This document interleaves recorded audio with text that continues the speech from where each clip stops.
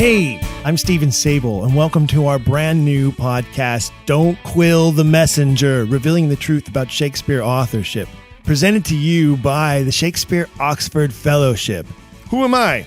Well, I am a theatrical producer, director, and actor, and now part-time scholar. And on episodes of Don't Quill the Messenger, we're going to get to the bottom of this 425-year-old mystery, William Shakespeare.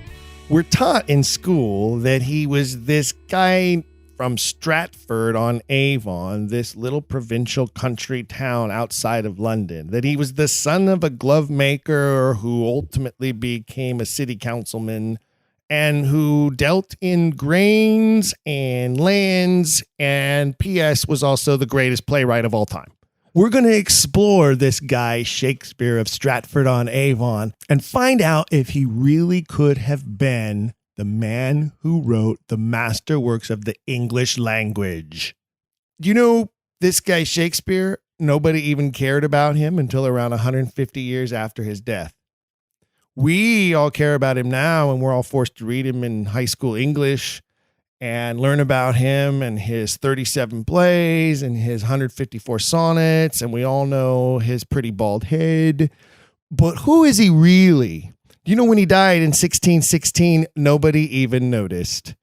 There were no celebrations, no eulogies, nothing, not even a cricket. Nobody acknowledged the Stratford man at all. He just basically fell right off the face of the earth. No one had a big party. No one acknowledged him as the greatest playwright of all time. They just went about their lives. It was probably Ben Jonson. You've probably heard of him too, because usually when you learn about Shakespeare, you have to learn about Jonson. It's probably Ben Jonson who did the most to advance this man from Stratford as the true author of the works attributed to William Shakespeare. It was Jonson and his contributions to the first folio, published in 1623, that really set the stage for the misidentification of the Shakespeare writer. And I say that because I think that's exactly what we're talking about here, is a giant misidentification. Now, whether it was done on purpose or not, that's one of the questions we're going to ask in this series and try to get down to the bottom of who was the real man behind the pen. Jonson, of course, had a financial interest in the first folio, so his motivation is in question. He's the one who advanced that famous image, that famous bald-headed, really weird-looking, that's what Shakespeare looks like image. You know, the one that's on coffee cups and mouse pads and stuffed toys and even action figures. Yes, even Shakespeare action figures have that goofy-looking guy with the bald head. But was that really the man who wrote the plays? This financial interest in advancing that image, that guy from Stratford, has led to the biggest mistake in the human historical record. But again, nobody seemed to care until 150 years later, when David Garrick, also a producer, director, actor, held the first Shakespeare Stratford Jubilee in 1769. Now, that's a full 150 years after Shakespeare dies, the Stratford guy. Garrick was known for his producer's ability to turn a quick buck, and he holds this jubilee in honor of the 100th anniversary of Stratford's death. But P.S., guess what? He's 3 years too late. He didn't care. So it was really the 153rd anniversary, but he bills it as the 150th anniversary of the man's death because the truth didn't matter. Money was the motivator. And that motivation continues today with things like the locations in Stratford. The Shakespeare Birthplace Amusement Park that they've created has these locations that are falsely identified or vaguely stated as possibly the home of. Or he lived in a house something like this, or she was born somewhere close to here. These are descriptions of tourist trap destinations, and that's exactly what they are. Those are the types of words you find in any biography of the Stratford man, and that's the biggest red flag for me. So much has been written about this guy that cannot be proven. Every book about him has to use phrases such as we think, must have been, something probably was, or most likely. Like he was most likely educated at the Stratford Grammar School, even though there's no record of him ever being enrolled there. There's nothing historical, or dare I say, scientific whatsoever about the type of conjecture that has come to identify this guy from Stratford as the great writer William Shakespeare. In fact, that type of conjecture is based only on myth that has been propagated by men looking to make a fast dollar, or in this case, in their case, a fast pound. But it's still the almighty dollar that is reigning supreme in this big debate. I started looking into it when it became very clear to me that there's no other historical figure about which we know so little truth. No other writer about whom there has been so much conjecture and creation of a false narrative. There is no other person in the modern lexicon about whom we have allowed so many unprovable things to be written as fact.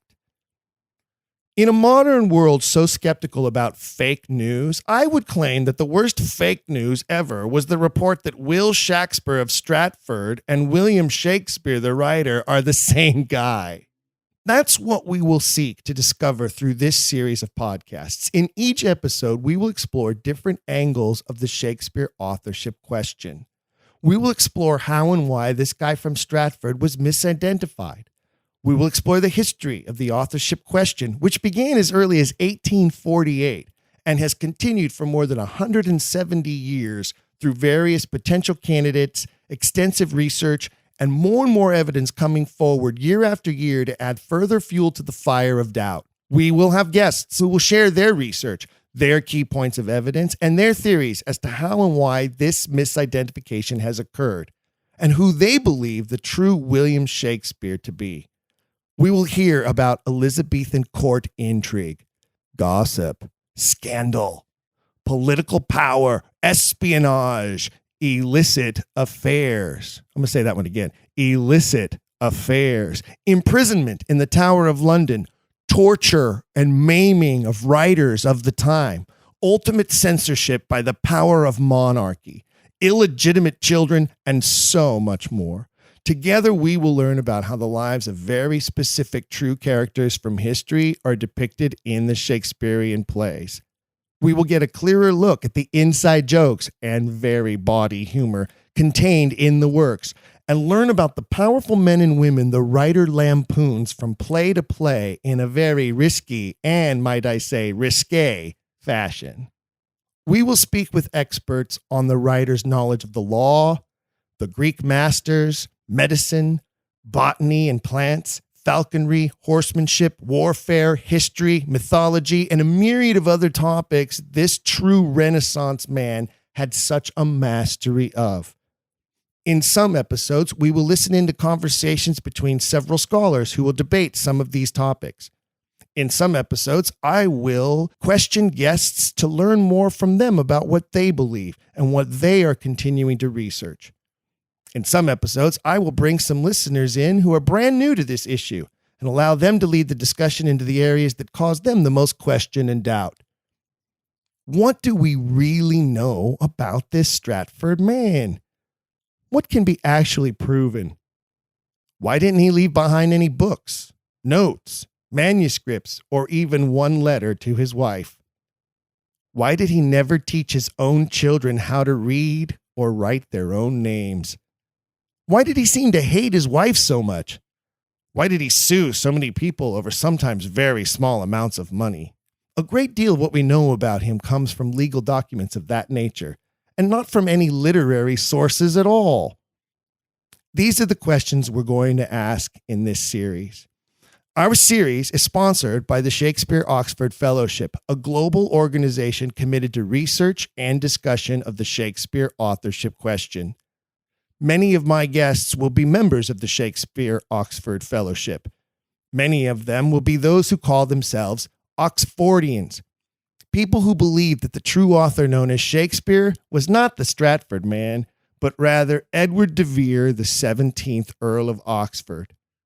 In the 170 years that this issue has been debated, the Earl of Oxford has risen to the top of the list of potential candidates who has the absolute most in common with the works, had the most access to their known sources, had the best vantage point of the royal court to include the insider details found in the works, and the position high enough to avoid punishment for what he was writing, as long as he wrote it under a fake name. It's literary history's biggest mystery, and we're going to explore its many levels together. From the details we do know about a country grain dealer christened William Johannes Shakespeare on his birth certificate from the provincial town of Stratford, through the theaters of London, into England's highest society, and even further into some of the oldest titles and traditions of the English crown, we will examine the oldest earldom in English history and how that played a role in the concealment of true identities. We will ask questions about the Earl of Oxford's other writings and poetry, his very promiscuous and most likely bisexual love life, his early life as the ward of the crown, his training as a young man, his literary prowess, his forced marriage, his 18-month tour of Italy and other stops on the continent, his illicit love affairs, his illegitimate child, his love for the theater, the many publications his sponsored and supported monies went to fund, his safe house for the young writers of the day, and much, much more that ties him to the works of Shakespeare. We will learn about how Oxford was the Queen's champion jouster, her chief spear shaker, as it were. We'll learn about his prowess as a dancer and musician, his injury and near death in a sword duel over a woman's honor, his excessive spending and debaucherous behavior. This guy was definitely a theater person. The only way to get to the truth is through asking questions. That's going to be our theme here on the program. We're going to refuse to accept conjecture as evidence and keep asking questions. So we hope you'll join us for our first official episode, Wednesday, January 16th, right here on Don't Quill the Messenger, revealing the truth of Shakespeare authorship. I'm your host, Steven Sabel. Keep asking questions.